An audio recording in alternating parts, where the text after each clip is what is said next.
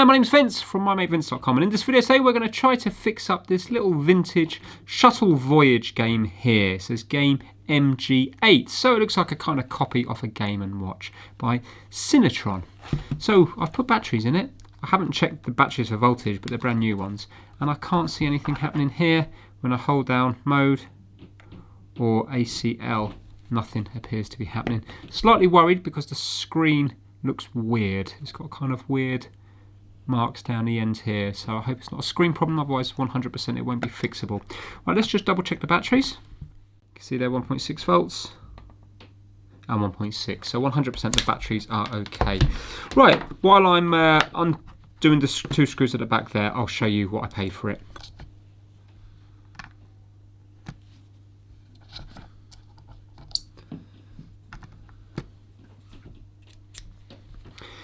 Right, so this video today is sponsored by, of course, the My Mate Vince Massive.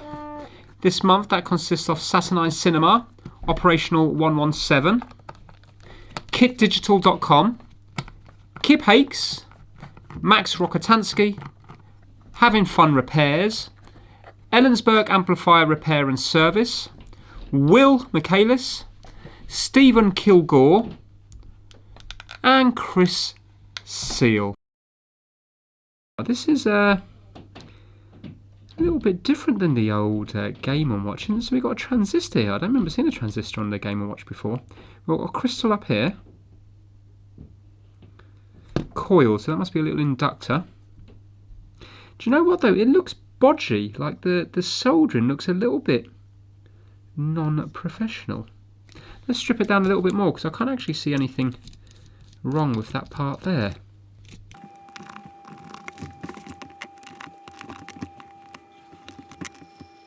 Okay, alright, look, we've got a little bit of corrosion here.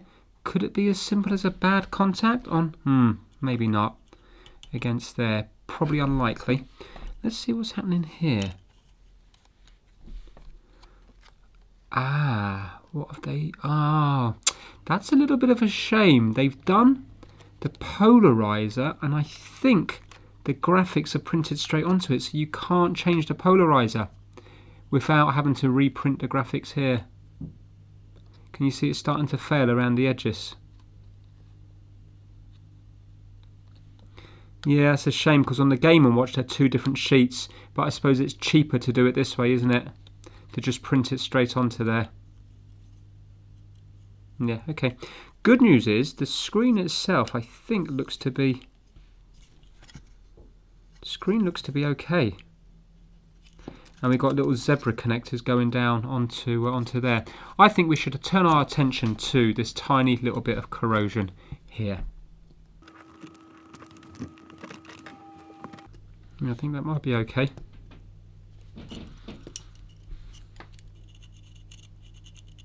Yeah, just there. There was a little bit of corrosion just there. That might have been the problem. Let's see. We got a little spring here. What would the spring be for?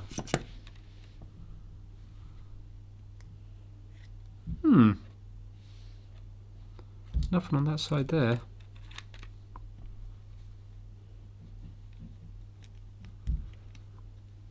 Batteries are in series, aren't they? So this runs off 3 volts. Hold on.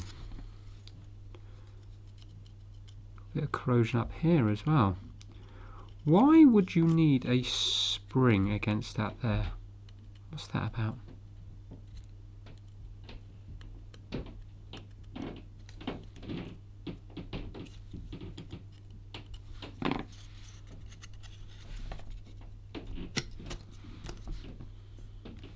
So this is for the speaker down here, the little piezo speaker.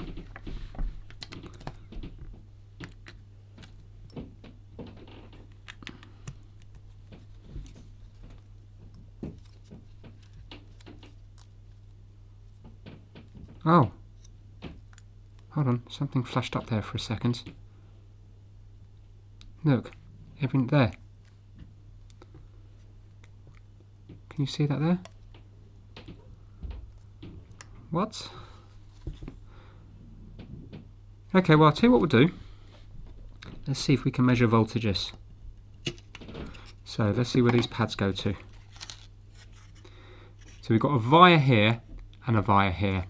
So we should have voltage here and here and here. So let's see if we have.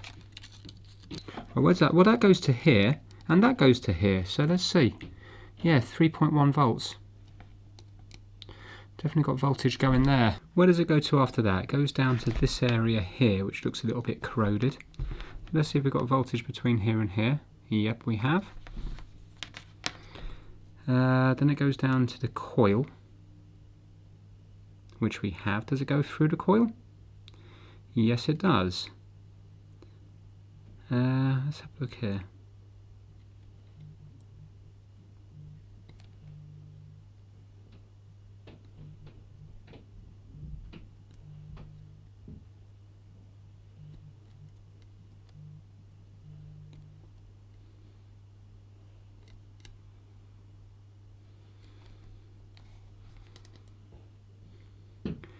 I wonder, could the transistor be faulty? Yeah, so look, we have one at the leg there, but we've got no voltage here or here. So I wonder what turns the transistor on. Do you know what? I'm going to have a quick look on YouTube just to see how this game actually works, because I don't know when it should come alive. You know, is it just mode? I presume it's just pressing mode. I'm very worried that the screen is so black though.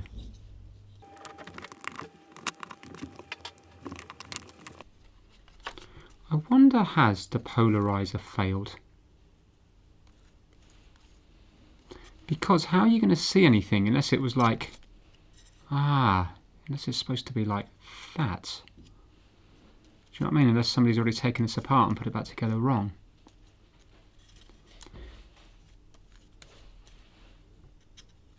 Tell you what I could do. I could just put voltage straight on here for my bench power supply. Let's see, is the top one? The top one's going to be positive. Yeah, so the top one's positive. Let's put it on the bench power supply and then we can actually move this around and see what's happening. Right, I just put in 3 volts there and here.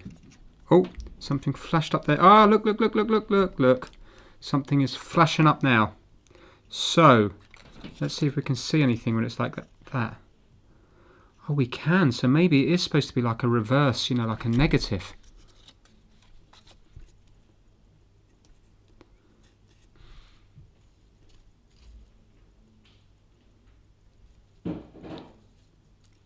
It looks very... Right, let me look on YouTube because I need to know whether it's this way around or the other way around. But even so, it looks very, very weak.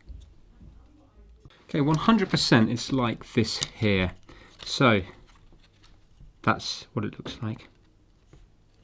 Right, so it's like that now. I've seen a video, but it was in, I think, Japanese. But when he hit this, it went between calculator, because this is a calculator. So it's a clock, calculator, and a game.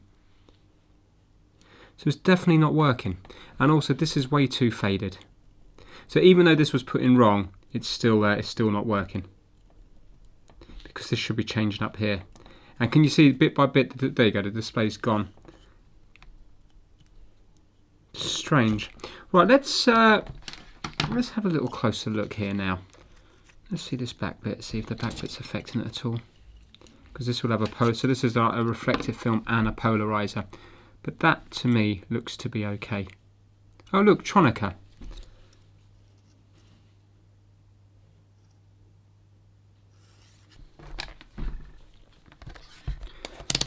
Let's go to diode test and let's just check out this one here.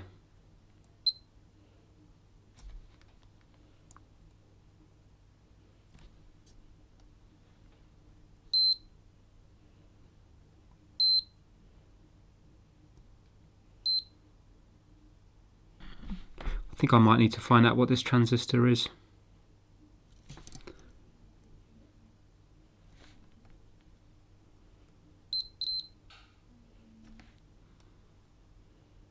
Right, so we're getting the reading on the diode one way. Let's check for continuity on the coil. Yeah. I've looked up this little transistor here which says 9014 on it, and it's an NPN transistor, and the middle one is the base, and we've got emitter and the collector there, and the equivalent BC547. And if you have a look here on my little pack here, BC547, general purpose NPN. So I might unsolder this one just to test it out.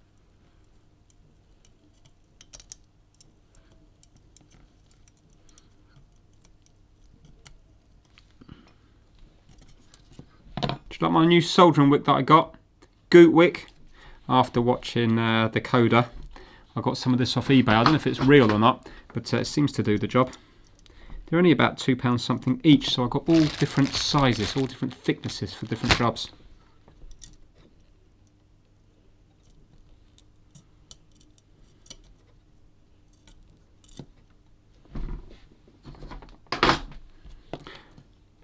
Right, let's test this now when it's here. Nothing? Ah, nothing. Okay. Something. Do you know what? We might be okay. Let me put it in my little tester, and that will tell me what it is. NPN. Right. Okay. Yeah. So it looks like the transistor's okay. Should I, just out of curiosity, rather than getting the scope out, it would only take me a minute just to undo this crystal and just pop a new crystal in, just in case it is the crystal.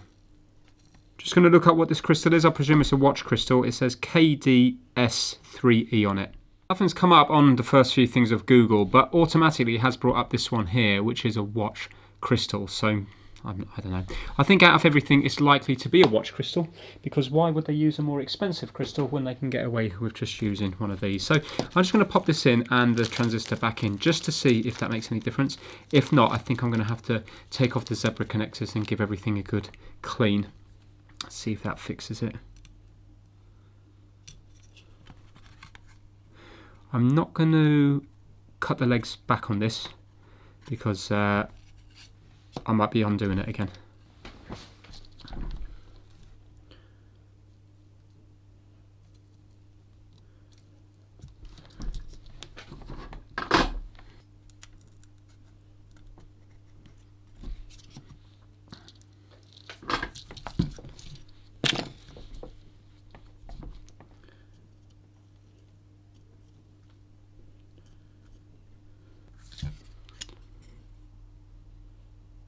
Do you know, I'm just looking at that diode here as well, and that looks like it's corroded there, because it does look like there's been a little bit of corrosion over this side. So I think I'm going to pop that diode out. We can see that the band is down the bottom. Mind you, when we measured it earlier, there was the correct voltage on it, wasn't there?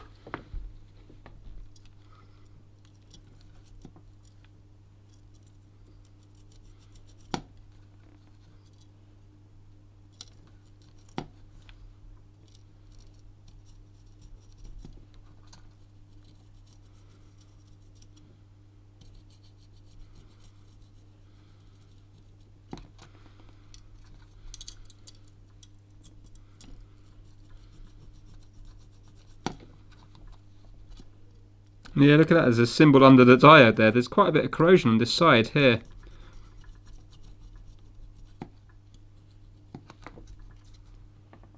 Just going to clean it up with some IPA.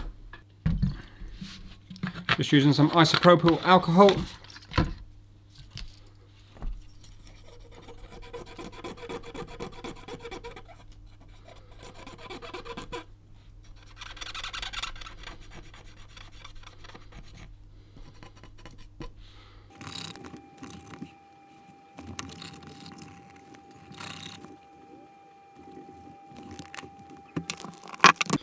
Yeah, so there is corrosion up round here, like I just mentioned, and also on the bottom of the spring, it's also just ever so slightly corroded. The thing is, I don't understand what this spring is for. So it's connecting the circuit board with the metal of this, but why do we need to be connected to the metal of this? Yeah, there you go, so it's coming up with a diode. Let's pop it back in.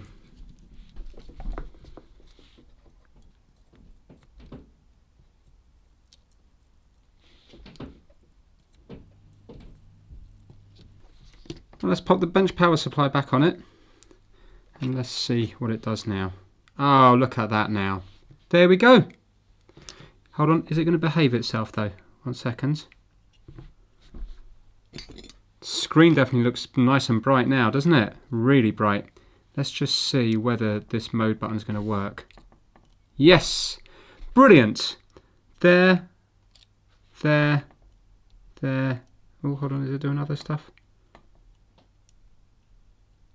Oh no, maybe not. No, that doesn't look right. Wonder how you get it onto the calculator. Right, I'm not convinced that's working, but it's definitely doing more than it did before. So, I'll tell you what we'll do. Let's pop the old crystal in, because we don't really know now. Is it just because I've cleaned it up with IPA and resoldered in that diode, or is was the old crystal faulty? So let's pop the old crystal in.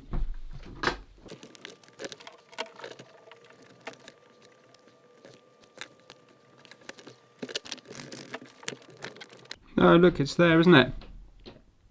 So I don't think there was anything wrong with that old crystal. I think it was just corrosion up in that area.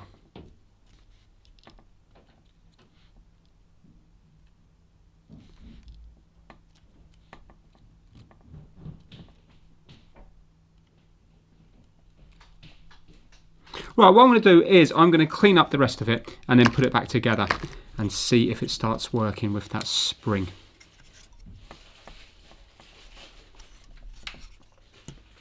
So what I mean by clean up is just every single joint I'm just going to go over and reflow.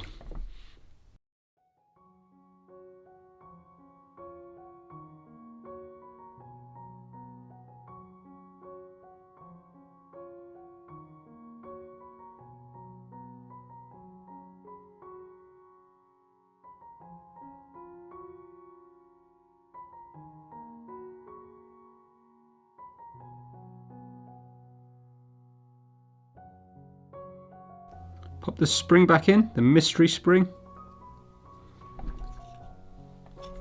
And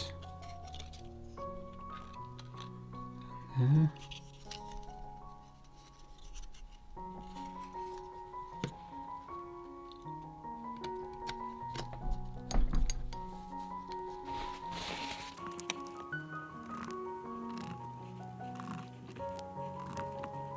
(1983 July), quality control passed. Fair bit of age to it.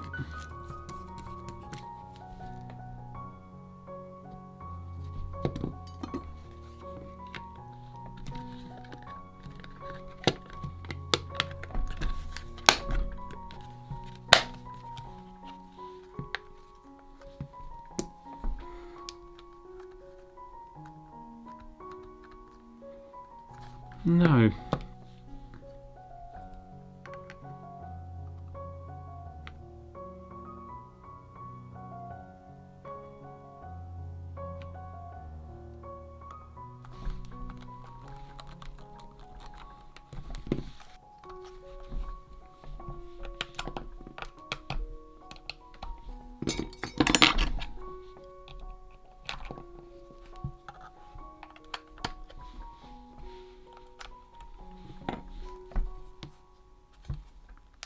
No, so look, it's doing something different now that it's together. Why is that?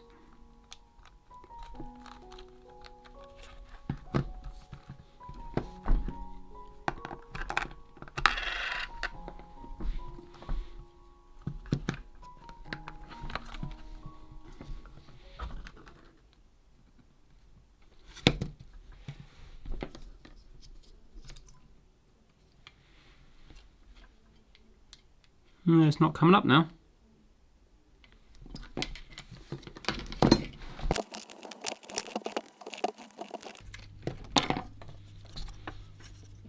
think we are going to have to take off the zebra connectors and see whether or not I can. God, they're well and truly stuck. This is going to be a bit risky. Oh, they're stuck good and proper. Thing is, right now it's not working, and also we can't see what's going on. The numbers up the top are not recognisable. So let's see if IPA will cut through it.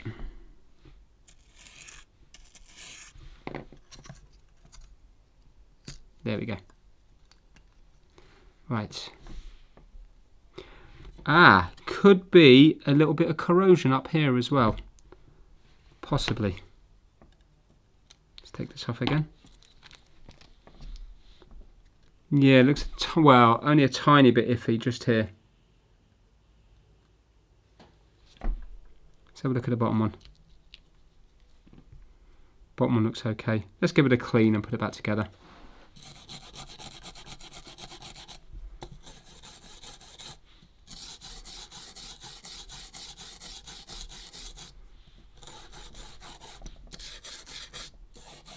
Still doesn't make sense why it's not working on the batteries. I think I'm going to put new solder on this here, just in case every time the batteries goes on it, it goes on that little bit there, and that's a bit iffy.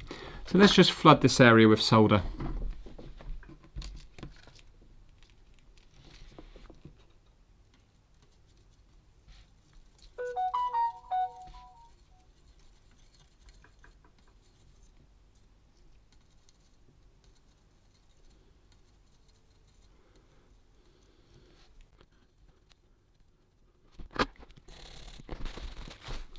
Let's clean up these strips as well.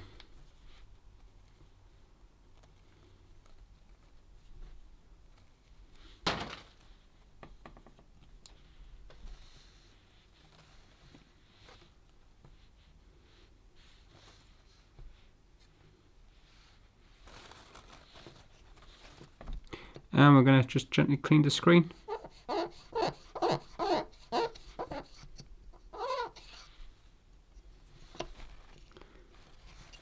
And I'm going to take this top one off. Yeah, there you go. Look at the corrosion there. Let's zoom in on it. There you go, those bits there possibly.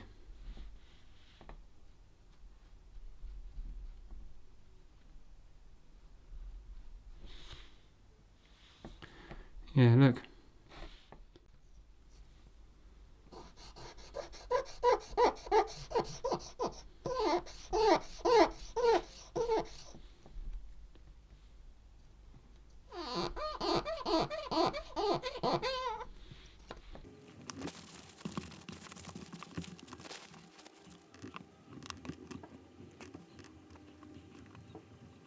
Interestingly enough, if you look really closely on here, you can see every single indentation of the pins. So if you were unsure which zebra connector went where, can you see we have a cluster, sparse in the middle, and then a little cluster. And look, cluster, sparse in the middle, and then a little cluster. Really has imprinted in on them. Yeah, that's a bit of a worry actually, because if you were to swap those the other way round, they probably wouldn't make a contact because they have actually been indented there. You know what I mean? If you were to rotate these. Yeah, I don't know how long that would take or how you would get that to spring back to its original position. Right, I'm going to try it again with the bench power supply, and then we'll put batteries in it afterwards.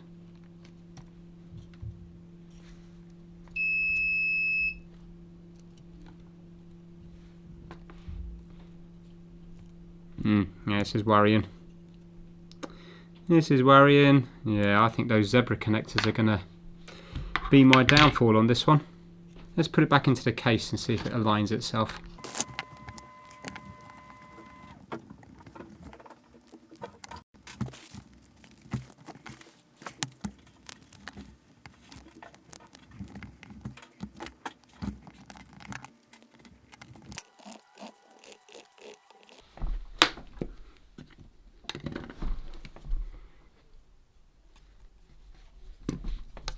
Oh yes, look at that. Look at that. Little bit iffy up here, but the rest of it looks good. Come on, do more.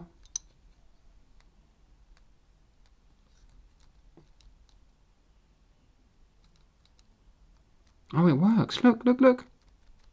5 points. No, dead. Oh, you've got to get up to Saturn or Jupiter. Saturn, isn't it, with the rings? What does this one do then? Oh, look, you can move it up and down. Okay. Right, let's see if you can do anything else.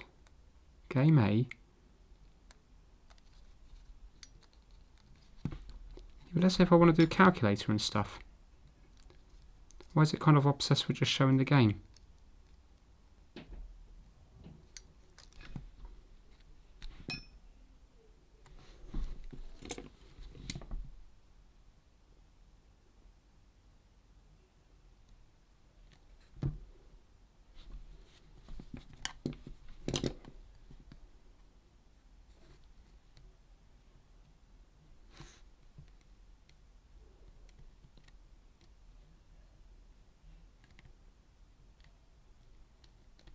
Okay, so it looks like you set the time from there.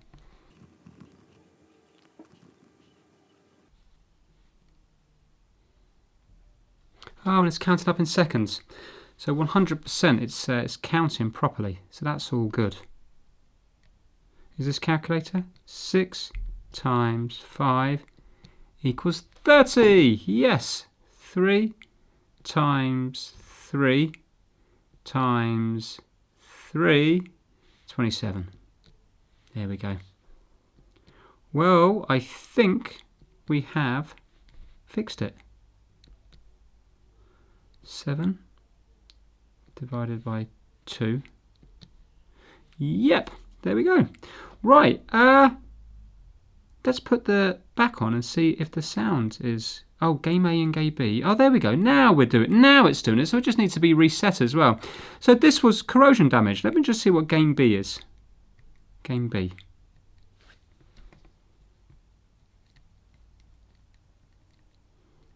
Is it just faster, maybe? I suppose there's a bit of legs to it. You could probably get better by going up and down and dodging more. Yeah, it's working. There we go. And the alarm as well. So you'd set the alarm by holding down this one, I presume. Yeah, alarm. Can you see the little symbol there? Ah, brilliant. Well, let's see if it's making any sound. And the answer is yes, it does have sound, and everything else appears to be working fine. It's quite a few hours later now. It's keeping perfect time, as you would expect, because it is a quartz. So that's the time there. Obviously, you have a little stand here that you can just flick out at the back, and then you can stand it up, and it can be your clock. Remember when this came out as well, it was early 80s. So quartz, it wasn't a new thing, but it hadn't been around for that long either. So you see it there. And this is the calculator. If you're wondering, it goes up to 8 digits. The only thing I'm not sure about is what this little music button does down here. It doesn't, I thought if you pressed it, it might make a beep when you hit the keys, but it doesn't do anything. Also, when I'm playing the game, if I press this, it doesn't mute the sound. So I don't really know why they have this, and I couldn't find out any instructions for this online, so that's a little bit confusing. But if I do that plus 2, you will see now it will end in 80 there. So that's all working fine. We have the game A, we have game B, and this is the alarm. The alarm also works. You can mute it, and if you don't mute it, it will go off for 1 minute before it stops. So that's it. Let me just show you the little bit of gameplay so you can hear the sounds. And as you've seen earlier, the objective is just to get to the end here.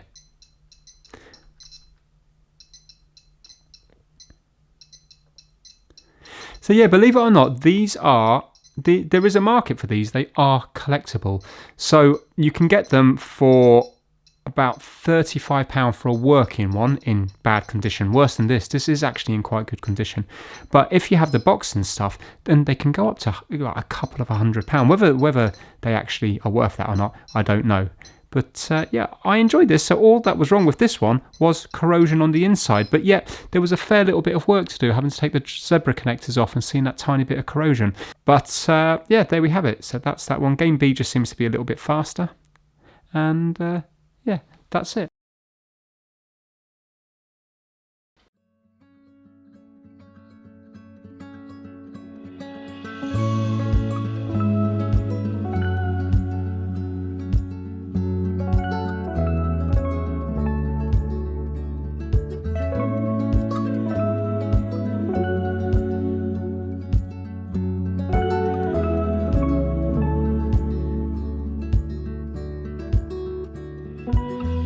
I can see it in your eyes. I can feel it in your touch. I can hear it in your voice, though you haven't said that much. Through an empty bottle, I can see it all so clear. All these broken pieces will be scattered in the wind.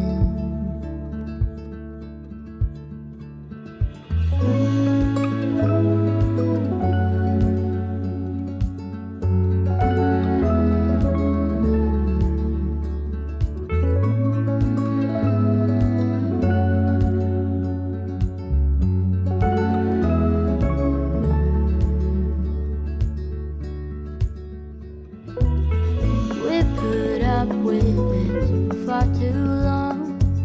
Some people change when they grow old, but I don't want to say that you've been wrong, because I'm not that bold. Through an empty bottle, I can see it all so clear. We're just broken